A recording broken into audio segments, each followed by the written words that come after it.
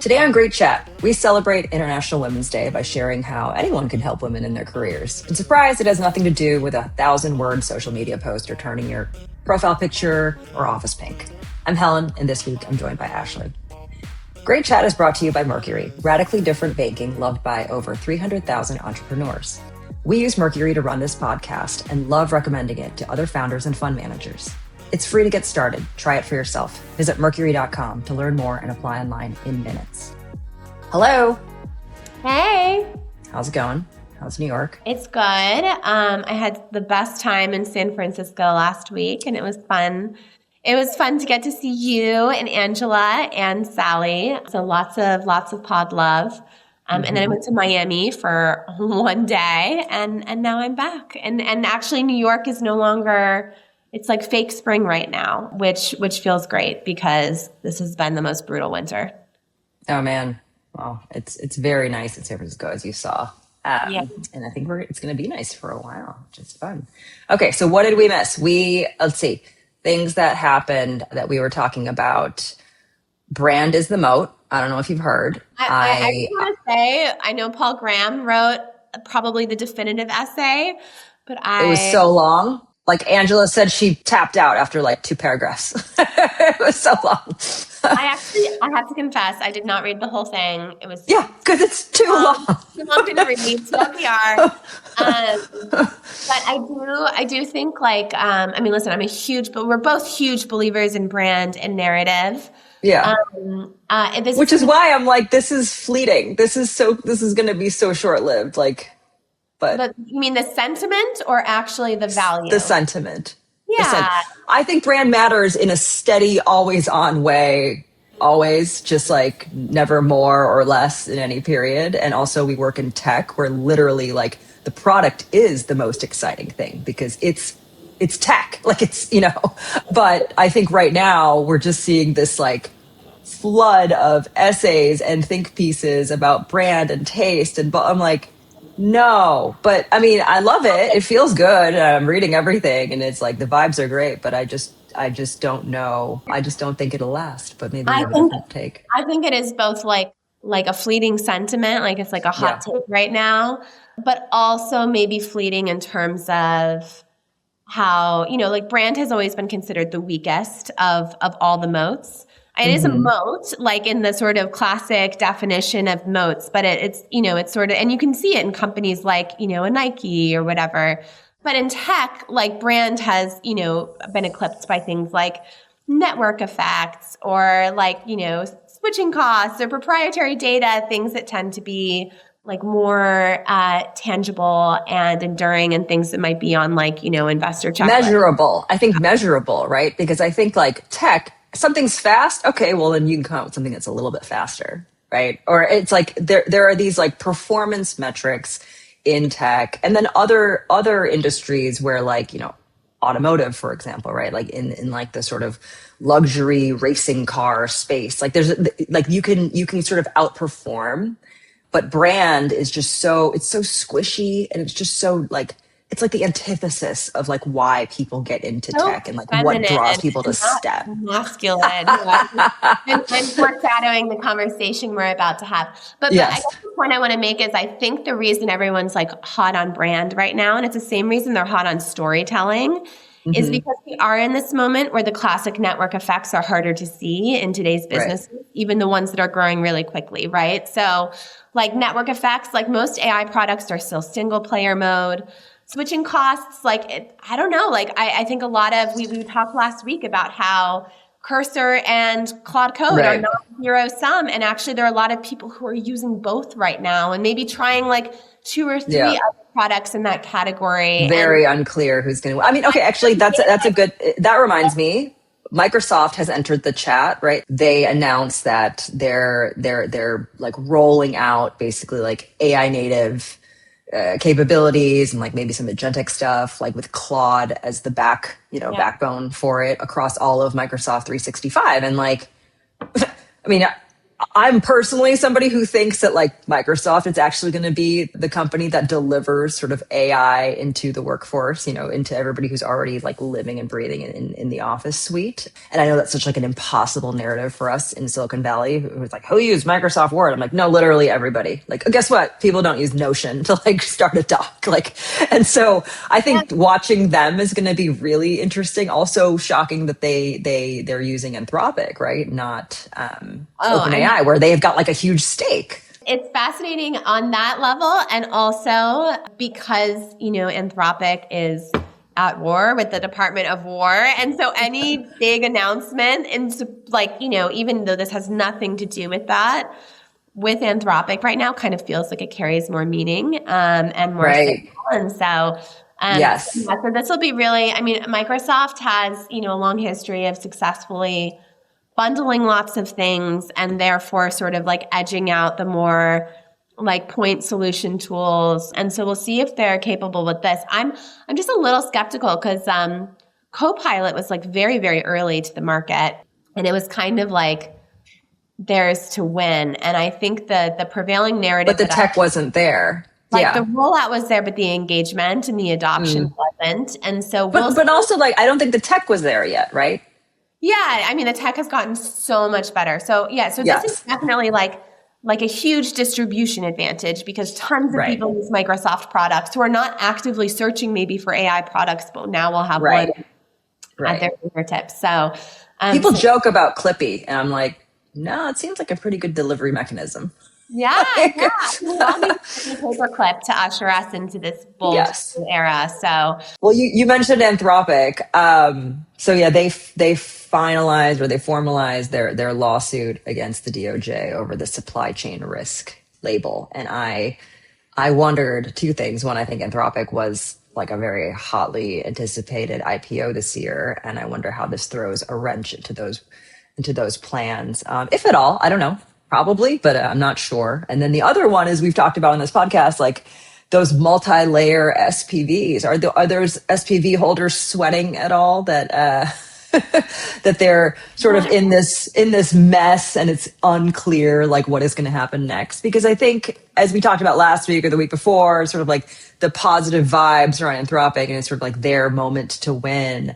These narratives shift all the time. And I feel like this weekend there was also kind of like a little bit of a narrative shift on like how genuine was Anthropic's sort of rationale around like, having that spat with DOJ. Department of War. I missed that chapter, but I will say that. Yeah, I just think the cynical voices just got a little louder. Yeah, there's always like the backlash. So you're going to go through all the waves. I think the IPO question is super interesting because normally like a massive lawsuit is absolutely a reason not to go out and be public because it introduces so much risk.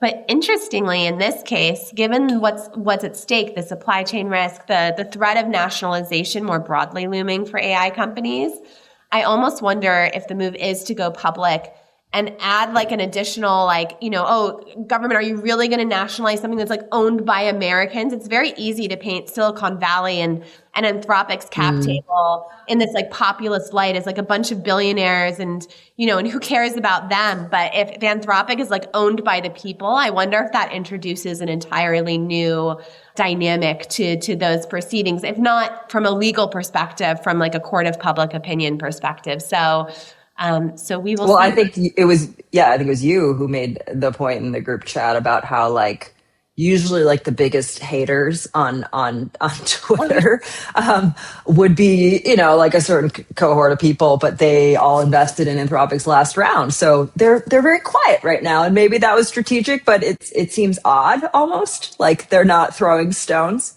It's really fun. Maybe this is a new playbook. Yeah.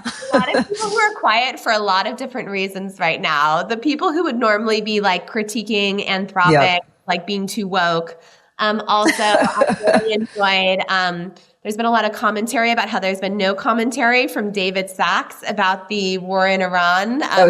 If David Sachs were alive. Yeah. So it's just like people are paying attention and silence can be the loudest thing sometimes. So yeah, it's kind of fun to watch the show.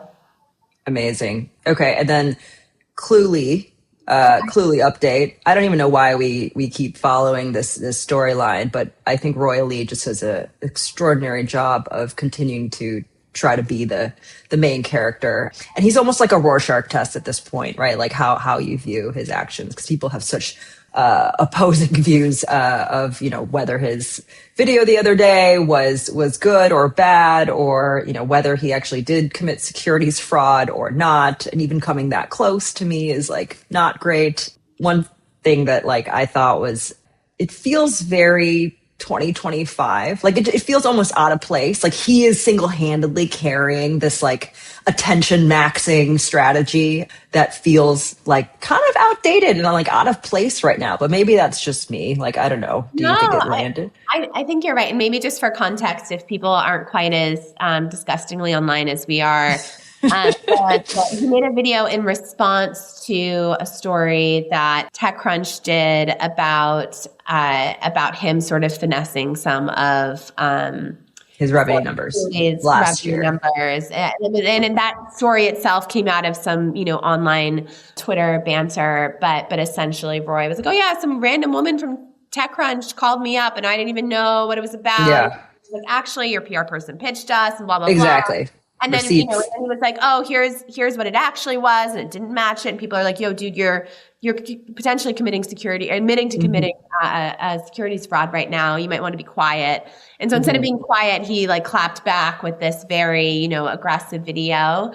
And it got some of the normal responses, but I actually felt, Helen, a lot of people were like you and I, where we were just kind of like, yeah, we've seen this before. Like, we're kind of over it. Also, it just feels like we have bigger fish to fry. And like 996 is no longer interesting. Rage baiting is no longer interesting. Like, you know, I mean, maybe an Anthropic Pentagon / like Iran war story, like Epstein files. It's just all been eclipsed by things with like much higher stakes. And so, well, I think that's like something I just thought of, like, as you were talking there, is like, I think when you choose to be really public and you choose to be really loud and you have a large following, right? You're collecting large following, you have to bring them with you everywhere you go. So when you like sort of make these aggressive shifts in strategy, this is why early stage startups should not build in public, in my opinion, because you haven't figured shit out yet and you don't want to like be whipsawing everybody, right? It's like, so if you're quieter, you can kind of make those little adjustments along the way without like, you know, sort of looking like you're flip-flopping or that you're, you know, sort of exhausting people. And I think we're seeing that play out right now, right? Yep. Yeah. 100%. Okay. Let's get over to our main topic. It's a juicy one. Okay, so last week I spoke at an International Women's Day event before meeting Ashley for dinner, and I walked between the two venues, and I had such a flashback on how this day in March has changed throughout the years. Like, I don't know if you guys remember the Bain Crypto Fund launch on International Women's Day in like 2022. I do you not remember that? I do not. It was basically like, it was like peak. It was... Yeah, because it was like peak of the times, right? Everybody hashtag International Women's Day. And then it was like announcing Bain Crypto Fund. And it was just like all dudes. And you know what? The funny thing is, if that happened today, people wouldn't even bat an eyelash. But it was like so of the environment that they just got called out and trolled like left and right for doing this on this particular day. And there were articles about it. They were apologetic. I think they made a big deal about like actually showcasing a couple women who were on the team, but just weren't part of the announcement. It was a mess. But I was thinking about how like that moment, you know, wouldn't have been a big deal today, but like how this has evolved this day over time. And then that also got me thinking, I think that there's a lot of positive intent on people wanting to know exactly, you know, how to support women in the workplace. And it feels probably somewhat of like a moving target. On a personal level, not like as a broader judgment, like none of the International Women's Day stuff landed for me in this particular moment. I was invited, which I always love to get an invite me to all your parties. To this New York Stock Exchange event with Paris Hilton and Gloria Steinem, truly an inspired combination. And I was out of town, so I didn't go. I think it was last night. We're recording this on a Tuesday, so Monday night or Monday evening. And, they turned the New York Stock Exchange facade pink. Oh, And no. It was very over the top, as you would imagine, like a Paris Hilton event to be. She was kind of the main person. I think she has some bigger initiative around supporting small businesses. So there was some like real teeth to it. But I was just... Please tell me that they launched a coin. No. I think she was like a crypto influencer. Yes. Okay. But I was like, great for people who are into this, but wow, this so does not feel for me and of this moment to me. And I think I was reflecting a little bit on, I don't know, I feel like I'm in a deeply pragmatic phase right now with like a tinge of cynicism. And I feel like the people who care are doing things, but mostly doing them quietly. And I feel like a lot of people don't care right now. And that's very different than earlier in our careers, which we can get into because we're, old and wise. I mean, this will be cynical, but I feel like earlier in our careers, people talked about caring a whole lot, but didn't actually care. I'd rather know where people stand than have 100%. people sort of towing a party line and expressing solidarity, but not having any real action behind it. So anyway, so that's where I am, cards on the table. And there are lots of amazing people who are doing things, but for the most part, we are in, to use Zuck's phrasing, like a masculine energy era of tech. Yes, the Bain crypto announcement no one would have batted an eye if that happened today. And it happens pretty much every day in my feed, something like that. And it's just it's a fascinating reminder of how like quickly context shifts. We could even look at the evolution of like who our heroes were, right? And so I was at Facebook from 2008 to 13. Sheryl had like just become COO.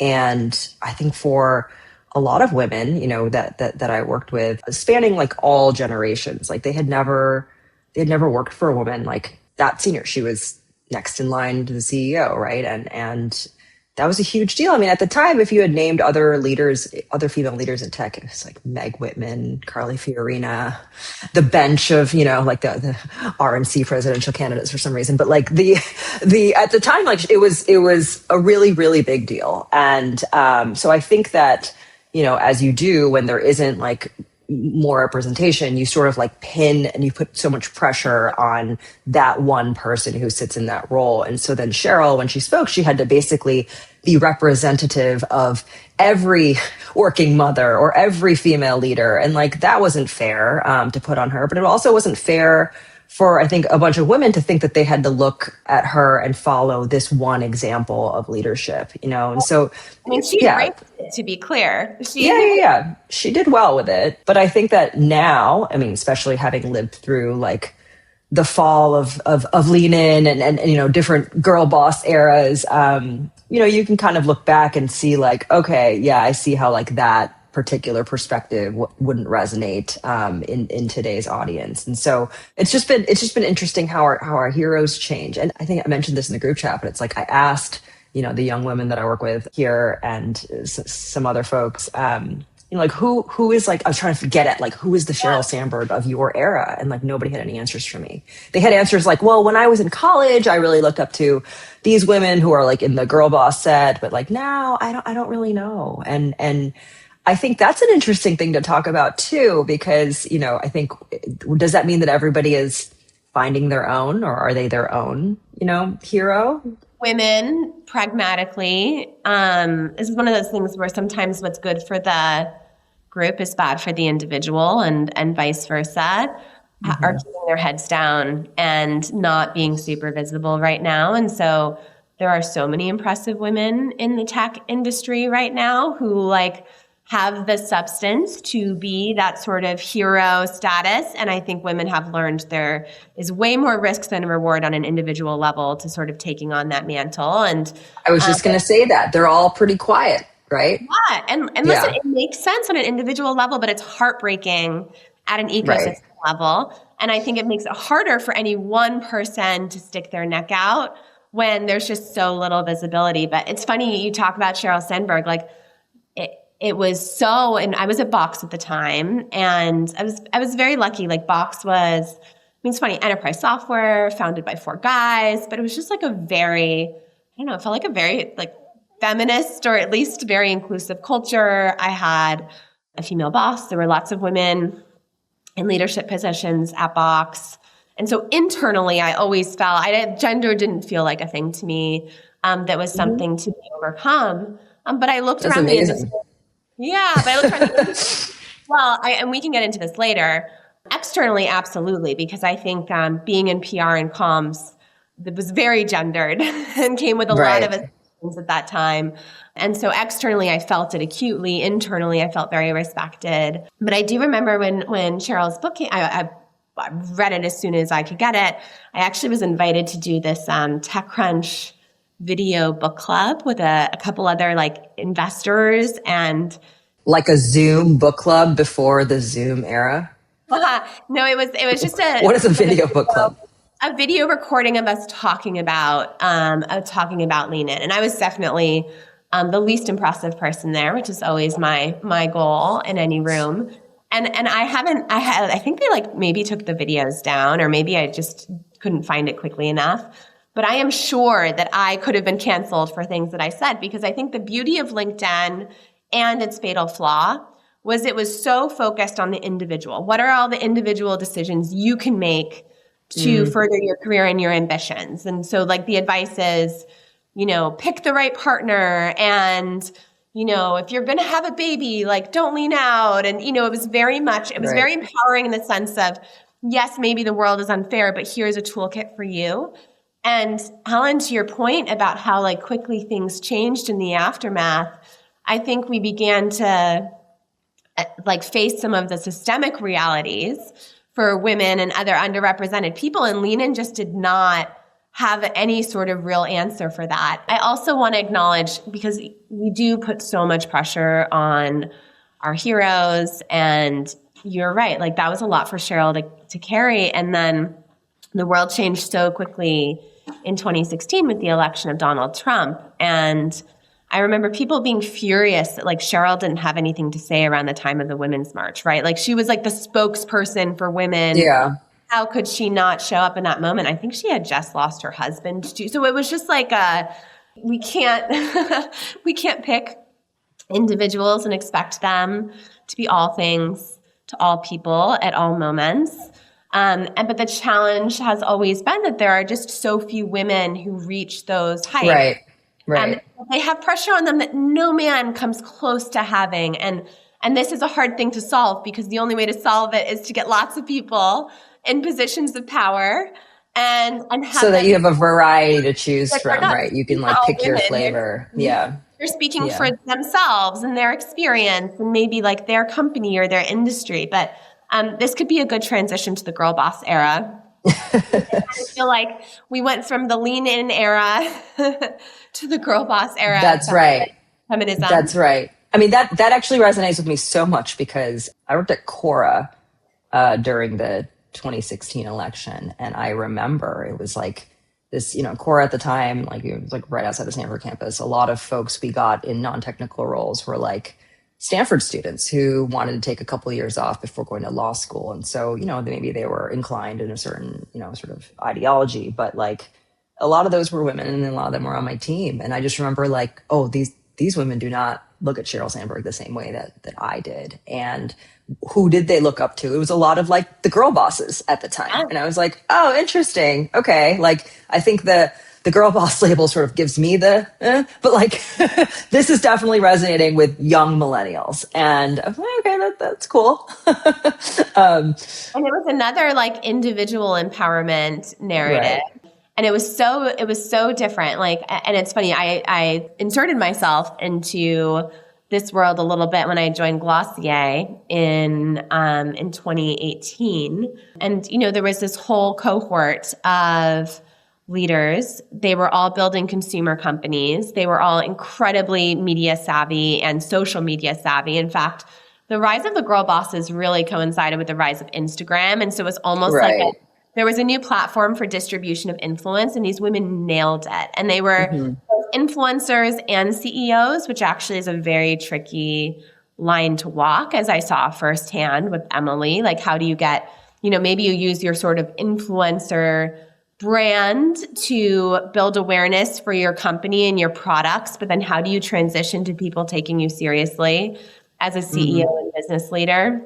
But, it felt like one magazine cover after the other, Whitney Wolf Herd from Bumble, Taylor from Outdoor Voices, Sophia, the original girl boss, and she coined the term, from Nasty Gal, Audrey from The Wings, Steph Corey from Away, and media really like celebrated these women. I feel like, these women were savvy, but also magazines and publications knew what people wanted, and people wanted these stories, and they wanted, this was as much of like a lifestyle and individual brand as it was about the company brands. And so it was kind of a fascinating era. And in hindsight, it's obvious that would topple at some point, because talk about putting people on pedestals. I think a lot of these women were sort of catapulted into the limelight earlier than maybe they otherwise would have been, just given sort of the macro narrative and the excitement around, wow, look at all these,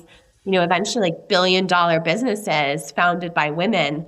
And it was exciting on the ride up, and then it was pretty devastating on the fall. I'm hopeful that what will emerge is, women who have, built really incredible businesses and, done it their way. And, I think there's like data, but there's a lot of anecdotes too. Like I think when, female founders start companies, they just tend to attract, I think, more diverse leaders to actually like join the company. Like a great example is Christina Cassiopo at Vanta. Like I think her executive team is like half women and awesome, a lot of team. Yeah. And like, she's out there, but I wouldn't say that she's out there trying to brand herself or do anything that we've seen in like these previous eras. And it's probably the right move, especially in the, industry that she's building for. And I think, the best thing that we can hope for is that Vanta is an enduring company and has like an incredible outcome. And there are, a generation of young female builders who are like, oh yeah, there's another way that you can do this, right? And maybe that way resonates more with me. And so we just need to see more examples, and they all need to not fit into like a cookie. I mean, the thing with the girl boss era was just like we tried to like paint them all as these like glamorous. There was a playbook. Like it was exactly. And I think people are multifaceted, and people are, very different. And there are so many different styles of leadership when it comes to men. And there are, so few when it comes to women. And so we just need more. And like, unfortunately, this is such like a devastating thing to say, but like, like maybe we just need more time. I think that's all true, with one caveat, which is that I agree that it's you don't have to be on in magazines to build, a massively important business. But for people who have the aptitude to be more public facing, to not use like every tool at your disposal when building an iconic company is so hard, does make me really sad. If like, not every woman should put themselves out there in a super public way, but there are some who are uniquely adept at doing it. And it's a huge accelerant for their business. One example is when I was in San Francisco last week, I stopped by the Loyal Series C party. This was right before Helen. We got our dinner. So you came from your International Women's Day event. I came from a dog longevity startup party, very on brand. Celine, the founder, is amazing. And I think she's building a monster business. And she has like fully embraced the role of not just being the face of Loyal, but sort of the face of this whole category that she is creating. And it has been massive for her business. I mean, this is a business that has had to go through multiple FDA approvals, has had to raise a ton of money, like pre-product launch. And there's no way that Loyal would be alive today if Celine had not been out there sort of beating the drum and telling this huge story around what is possible and making Loyal legible to top tier investors. And so this is where I worry that we've lost something if a lot of women are like, oh, okay, that's just not a path that's even available to me, because it absolutely is. It's just tough, and it's good to go in eyes wide open, and you need a tougher skin. And so I'm glad there are examples like Celine that are still out there that are showing that, and she's a woman in deep tech, right? So, so that's probably even like a higher bar and a harder calling than, a consumer business or a software business. So I think that everyone should build in the way that feels right to them. But if being public and public facing is valuable to your business, I also want women to have the infrastructure and support to lean into that. And so that is something I think a lot about. I don't know, Helen, like what are some of your biggest takeaways in terms of things that have actually been helpful to you or ways you have seen women be supported that are tangible and not performative? There's such a delicate balance between like being vulnerable and sharing all of your mistakes and like showing weakness and, that authentic leadership that I feel like a couple of years ago was sort of like at its height, right? Where it's like your vulnerability is your strength. And it's like, yeah, but that can also kind of like backfire too, right? So I feel like right now we're entering this era of like, how do you strike the right balance of just sort of like being a great leader and, inspiring confidence, but at the same time, passing on, things that you've learned in a way that can help maybe younger generations of women. And the patterns of lessons that I think women learn earlier in their careers and then transitioning into management roles, like I think that people follow a very similar path. Like this phrase of like, what got you here won't get you there.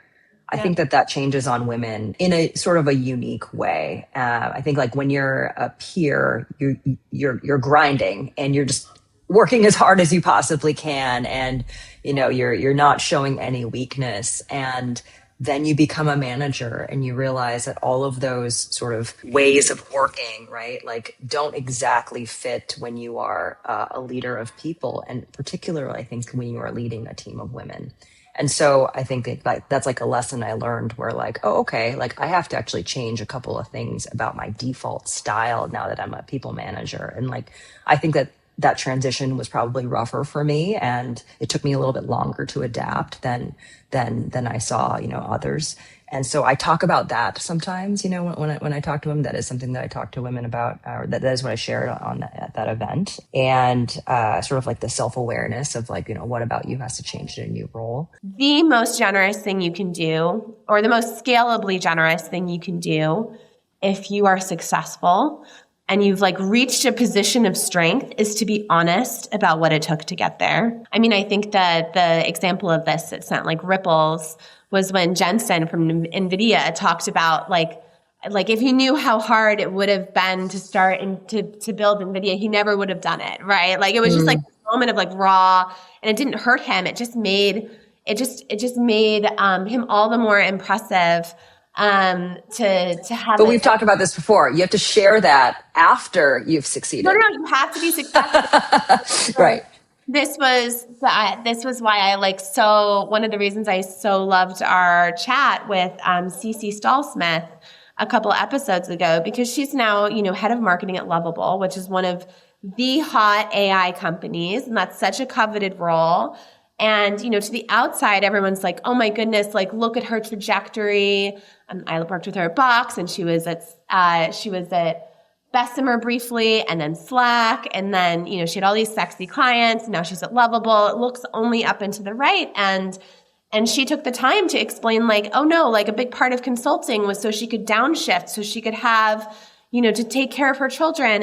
And she stepped off the career ladder, and like now she's back, but the way she looks at it is so different. And I just think, don't underestimate. You don't have to be Jensen. Right. To talk from a position of strength, right? Another example is, and I don't know if I'm allowed to name him, but this one pretty legendary investor walked a group of us through his lifetime track record. And it was something like, he had like a 44x lifetime multiple, which is just insane, right? And then he said, remove one company and it's like 2 to 3x. And those kinds of things are just so powerful when you're in it and you're early and you don't know if you're going to be like, and we shared all the doubt along the way. And so I really do think those are like so impactful, and it's why I want people to be so visible. And so anyways, I think there are a lot of people out there who you don't have to do this publicly. You can do it in smaller groups, but it is just like a gift to people who are still going through it and are deep in it, to know that it was hard and it was uncertain, and there were bumps along the way, because we just tend to not get those stories, especially on LinkedIn where everyone's performing success all the time. All right. Well, see you next week. Thank you for listening to Great Chat. Have questions for us? Make sure to submit them at anothergreatchat.com. See you next week.